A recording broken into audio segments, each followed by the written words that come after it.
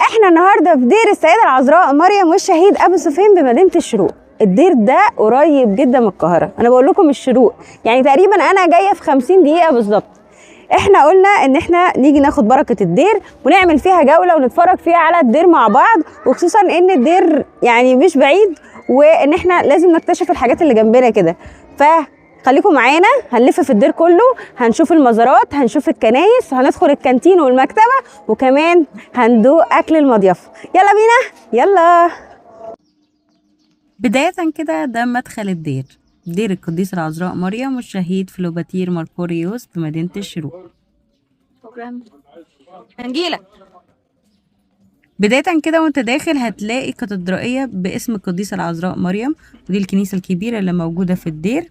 هنتفرج على كل حاجة، بس قبل كل ده هنبدأ يومنا بحضور القداس الإلهي. الصوم والصلاة ومن لازم يعمل بما موسى حتى أخذ الناموس والوصايا المكتوبة بإصبع الله.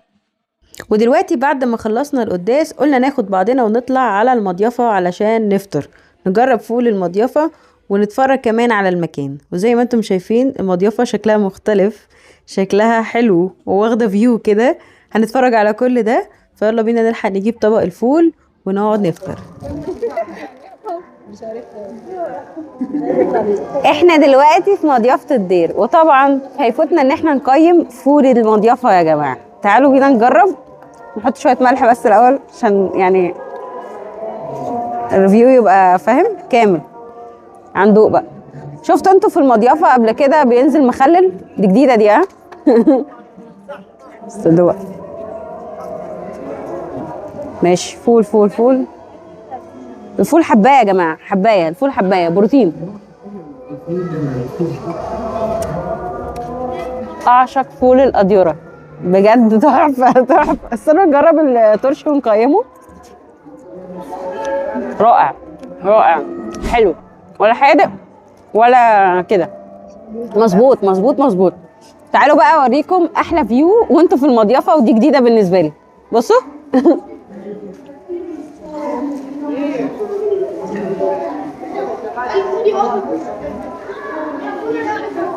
تعالى لي بقى، سيبكم انا بقى اكمل طبق الفول الحلو ده. احلى حاجه بقى بعد الفطار الحلو بتاع المضيافه انك تضرب كوبايه شاي من المضيافه برضو على الفيو الحلو ده. هنجرب الشاي، هنجرب الشاي. حلو قوي، شاي مظبوط مظبوط يعني. هنجيلكوا بقى بعد ما نشرب الشاي، اوكي؟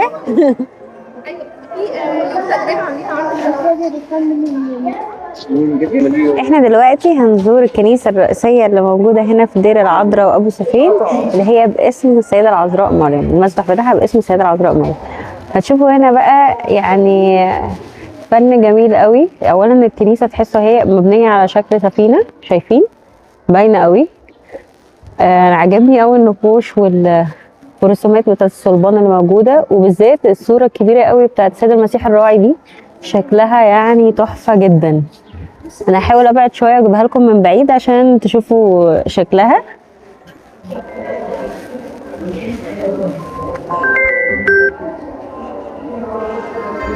بصوا بقى جمال المنظر ده، رائعة جدا.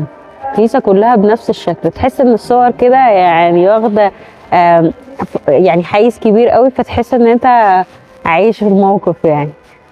تعالوا افرجكم بقى على الباقي. شايفين بقى الصور اللي فوق دي؟ يعني عاملين هنا ستيج فوق فيه صور من العهد القديم اهي، زي مثلا سلم يعقوب، حلم سلم يعقوب، وموسى هو بيشق البحر وهو ماسك لوحي الشريعة. في حاجات كده مقتطفات من العهد القديم، والناحية التانية العهد الجديد. وفي بقى صور تحت في اللاين اللي تحته بقى على طول، شايفين؟ فهم عاملينها كدورين، يعني تحسوا ان الصور واخده الايقونات واخده دورين. بصوا بقى الصور بتاعت حضن الاب دي جميله قوي، تحسوا ان انتوا فعلا في حضن ربنا، في حضن الكنيسه. حلو قوي. وشايفين صوره العشاء الرباني دي، صوره تحسوا انها مختلفه شويه. بصوا عدد التلاميذ اللي حوالين السيد المسيح 11 ويهوذا مش موجود، لكن في كرسي شايفين اهو قدام الترابيزه.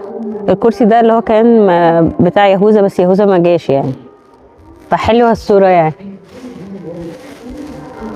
مكان جميل وبركه عظيمه، دير حلو قوي، يا ريت تيجوا تاخدوا بركه منه يعني. بما اننا موجودين في دير العذراء وابو سفين مدينه الشروق، احنا دلوقتي هناخد نبذه مختصره من قدس ابونا ميثاق المحرقي مسؤول الدير هنا، فهيدينا نبذه كده عن الدير. فيلا بينا. سلام يا منى. سلام والنعمة، الحمد لله على السلامة، الله يسلم نورتونا قدسك. وباركتونا. الله يسلم قدسك. الدير هنا دير القديسة العذراء مريم والشهيد العظيم أبو سفين في منطقة الرابية الشروق. غالبا حاليا مسمينها الشروق 3 أو حاجة زي كده، هيدوا لها اسم تاني المنطقة. لكن الدير هنا اتبنى من حوالي 22 سنة، بناه أب راهب فاضل اسمه أبونا أبيفانيوس السورياني. أبونا أبيفانيوس السورياني خدم في السودان حوالي 17 سنة، ورجع. بدل ما يرجع على الدير عنده، حب يعمل زي البابا كرولوس، وهو إنسان فاضل وإنسان طيب. حب يعمل زي البابا كرولوس ويعيش في مكان كده، والناس تجيب له عطايا وحاجات ويوزعها على الفقراء، ويصلي كل يوم قداسه كده، يتوحد يعني. يعني كان هيعيش في المكان ده قبل ما يعمر كده. كان مزبوط. عبارة عن جبل كده صغير يعني، أو أرض مستصلحة. المهم فهو قاعد هنا في مكان صغير، فجه أستاذ فاضل اسمه الأستاذ إيليا نصحي وكمال نصحي، اخوات بعض، اللي هم اصحاب شركة النيلين بتوع السيراميك. ناس افاضل يعرفوا ابونا من السودان هناك، فقالوا له يا ابونا احنا عندنا فدانين ارض، خدهم بدل ما انت تعيش في مكان صغير. الفدانين دول ابنيهم حتى دير كده. جميل. فابونا ابتدى ابونا يبني، يعني حصل معوقات يعني، فقال خلاص لو ربنا سهل والدير اتبنى. يعني كان واحد من اللي قاعدين جنبه بيقول له يا ابونا ده النهارده عشية عيد ابو سفين، عشية عيد ابو سفين. قال خلاص لو الدير اتبنى هنسمي الدير دير ابو سفين. حلو. وفعلا اتحلت المشكلة وابتدوا يبنوا، وزي ما حضراتكم شايفين الكنيسة الجميلة دي جدا. والدير احنا يا دوبك عملنا شوية، يا دوبك عملنا المضيافة فوق الجميلة دي مضيافة حلوة قوي. والتمثال والانترلوك اللي هو تهيئة الدير يعني بالمنظر الفينشنج النهائي ده.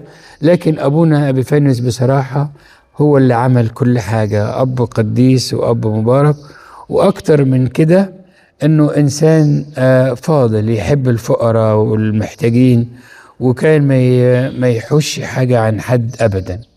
وابونا ابيفانيوس ابتدى يعمر ويبني في الدير، وابتدت الناس تيجي هنا في الدير. ومن حوالي يمكن 22 سنة ابتدى يبني في الدير شوية شوية لغاية لما هو تنيح من حوالي 7 سنين. بعد كده أب مسك مكانه فترة صغيرة، ويعني شاء ربنا أن أنا يعني بأوامر سيدنا قداسة البابا المعظم الأنبا تودروس ربنا يطول عمره، بعت لي وكلمني عن الدير يعني، وصلى لي، خدت بركته، صلى لي، وربنا ساعد وادى نعمة وبركة في الخدمة. يعني أنا حاليا بصلوات سيدنا البابا كل حاجة هو يعني متابع معي على طول. والدير نشكر ربنا زي ما حضراتكم زي ما شفتوا. والناس يقولوا كتير، يقولوا احنا بنخش في الدير بنحس براحة نفسية كده، وبنحس يحس انه براحة عجيبة وسلام عجيب. وده يعني نشكر ربنا ببركة العذراء وابو سفين. هنا الدير في حد كان قبل كده كان بيخدم الخدمة العسكرية زمان في الستينات. وقال الدير هنا كان ما كانش دير طبعا، وكانت الناس تيجي تصلي في الجبل هنا وتمشي، وربنا يعمل معاهم معجزات. وسموا المكان هضبة مريم. مكان نفسه؟ سموه هضبة مريم. فكانت الناس تيجي تصلي وتروح، وربنا يستجيب لها ويديها معجزات يعني. احتمال تكون القديسة العذراء، عشان احنا في طريق بلبيس، ممكن يكون طريق العائلة المقدسة، ممكن تكون عدت باركة المكان. عشان مش معقول الناس يجوا جبل ما فيش لا كنيسة ولا حاجة ويصلوا فيه ويسموه هضبة مريم، إلا بقى لو في ممكن تكون حاجة زي كده، بركتها تكون معانا. صحيح. ونشكر ربنا. ربنا بيعمل معجزات كتير. طبعا احنا مش عايزين علاقتنا بربنا تبقى علاقة المعجزة، لا احنا بنحب ربنا من غير معجزة. لكن يقول لك فتحنن ربنا عليهم وشفاهم. لو ربنا عمل المعجزة خير وبركة، تمام. ما عملش احنا بنحب ربنا. ولكن المكان هنا مليان بالمعجزات وبركات كتير خالص خالص خالص. هنا في ايوه احنا شفنا قدسك فوق في القبة هنا هوت كان ظهرت القديسة العذراء مريم، القبة الصغيرة اللي انا شايفاها بس كان عبارة عن كام حمامة كده هوت ظهروا وبمنظر جميل. وبعد ما اختفى الحمام لقوا صورة العذراء مطبوعة في القبة اللي هي الصغيرة. يعني المنظر اللي هو اللون الرمادي ده ظهر لوحده كده. هي طبعا بعد الحمامات ما ظهر كانت فيهم طبعا العذراء. لقوا منظر الظهور ده بتاع العذراء اللي هي ايه على الوضع ده اللي هي العذراء عذراء الظهور. العذراء الظهور. وهنا يعني ناس كتير بتلاحظ حاجات كتير خالص. يعني لسه اقرب وقت في بنت دخلت في الهيكل تحت في الكنيسة اللي هي كنيسة الرسل والسواح، كنيسة اللي تحت في المزار. في المزار تحت خالص. مظبوط. فالبنت طبعا دخلت في الهيكل علشان تصلي. طبعا ممنوع خطأ انه البنت تدخل. صحيح. لقت ايد طلعت من المسبح وبقت تعمل لها كده، يعني امشي من المسبح. طبعا البنت اترعبت وجريت وقالت لباباها وكده. يعني المكان فيه حضور ربنا. ايوه. ومكان جميل خالص. وممكن ناس تسمع اصوات تسبيح، ممكن حاجات كتير يعني. نشكر ربنا. المكان هنا مكان جميل ومكان جميل ومريح. وبصلوات وتعضيد سيدنا البابا، ربنا يطول عمره يا رب وسنين عديدة. أمين. وأزمنة سلامية مديدة. برضو متابع معانا ومخلي باله معانا في الدير هنا خالص. نشكر ربنا. احنا ملاحظين بقى واحنا داخلين على منطقة الدير ان المنطقة بقت عمرانة، يعني في ناس عايشة وساكنة وبيوت ومحلات.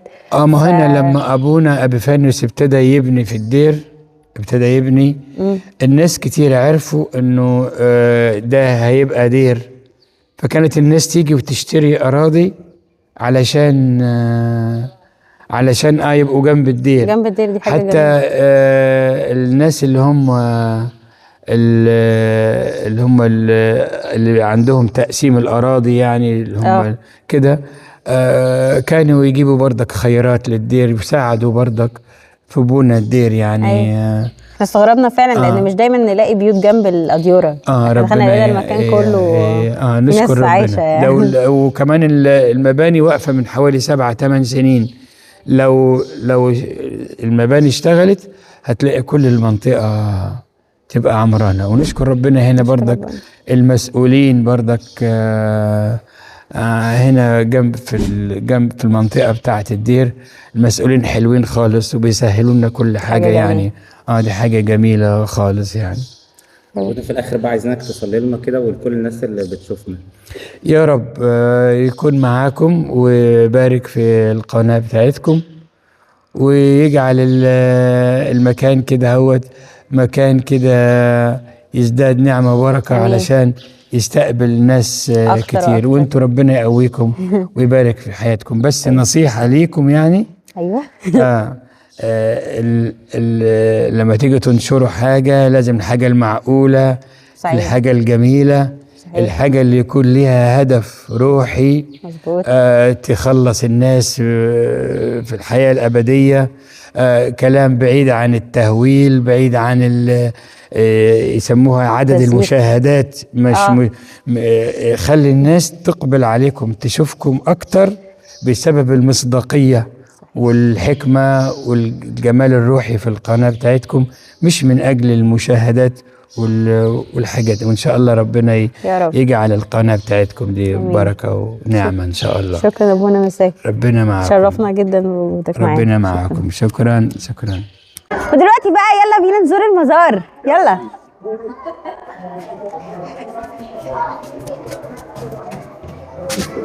الصورة دي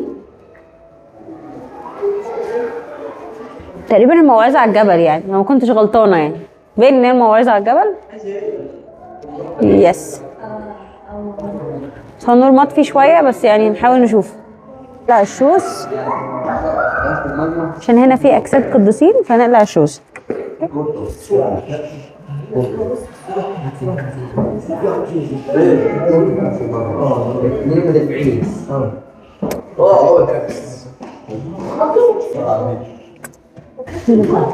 ده شهيد أبو فهم الجندي القسيمي، مش مالجرجس. ماشي، ركزوا. بس هنا بقى أجساد قديسين كتير قوي، قديسة دميانة، قديس تكلة هيمانوت، قديسة مارينا الرهبة، وقديس موريس. قديسين كتير قوي. في بصوا في قديس لوقا الإنجيلي، يعني أكيد يعني جزء رفات معين يعني. حلو بقى نشوف الباقي. أبو سيفين شفيع الدير، أبو سيفين شفيع الدير. اللي عايز ياخد بركة بقى خدوا بركة من على الشاشة.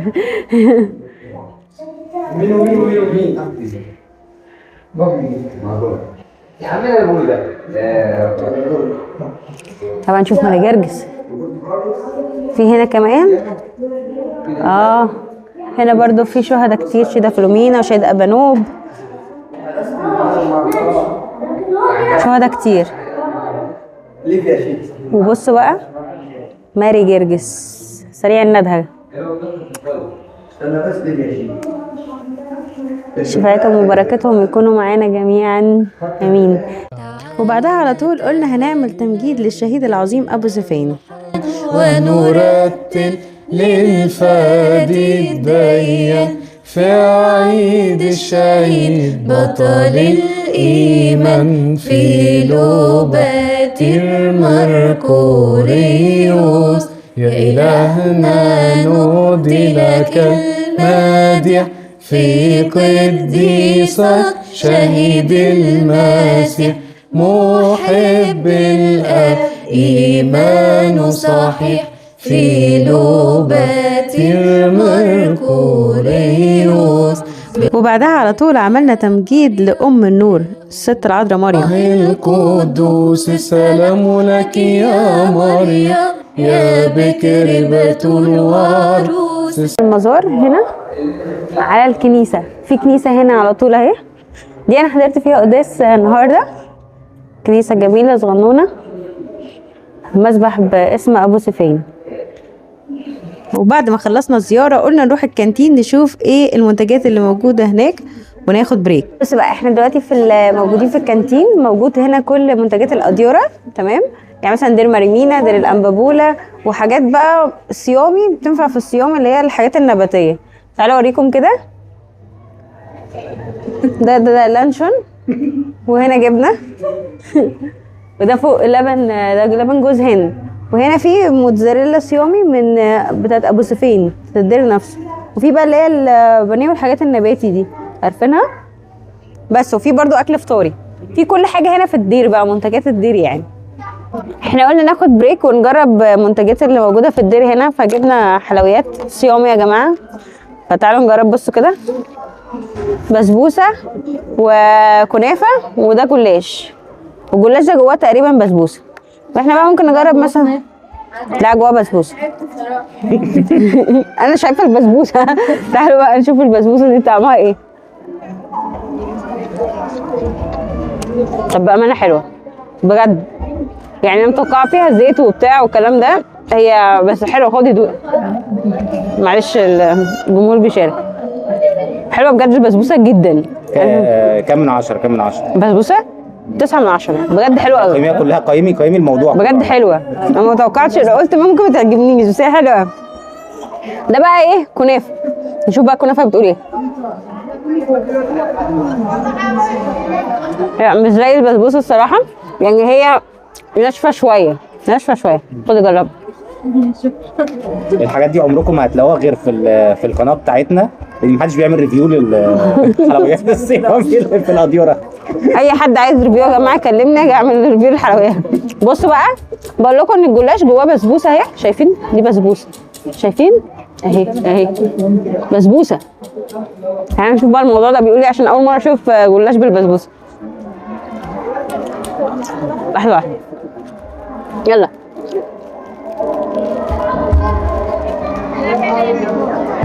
حلوه بس لا، هي البسبوسه بصراحه احسن حاجه في الطبق ده. يعني دي مثلا اديها 5 من 10 لان هي مش ناشفه شويه برضه. شكرا. بعد البريك اخدنا لفة سريعة في المكتبة بتاعت الدير. دخلنا نشوف ايه الحاجات اللي موجودة جوه المكتبة. كانت مكتبة لطيفة، فيها معروضات، فيها صور، فيها تذكارات لو حابين تاخدوا تذكارات للناس تعرفوها. فكانت مكتبة برضو لذيذة قوي.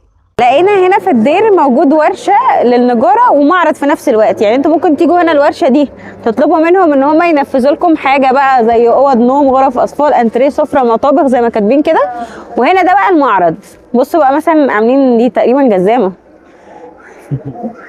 ودي سراير، شغل عالي يعني، حاجه حلوه قوي الصراحه. بصوا بقى من الحاجات الحلوة جدا جدا جدا ان هنا موجود في الدير كيدز اريا. شايفين؟ انا مبسوطة قوي ان هم واخدين بالهم من تفاصيل كتير قوي علشان الاطفال والناس الكبيرة. فاهتموا حتى في حتة المضيافة دي ان هم يسيبوا كيدز اريا للاطفال تيجي تقعد تلعب. في هنا شوية لعب على جنب جميلة خالص. انا تعبت بقى يا جماعه من اللفه، فقلت اما اطلع اتغدى في المضيافه فلقيتهم عاملين عدس فقلت اجرب العدس كمان بالمره. فتعالوا ندوق بقى.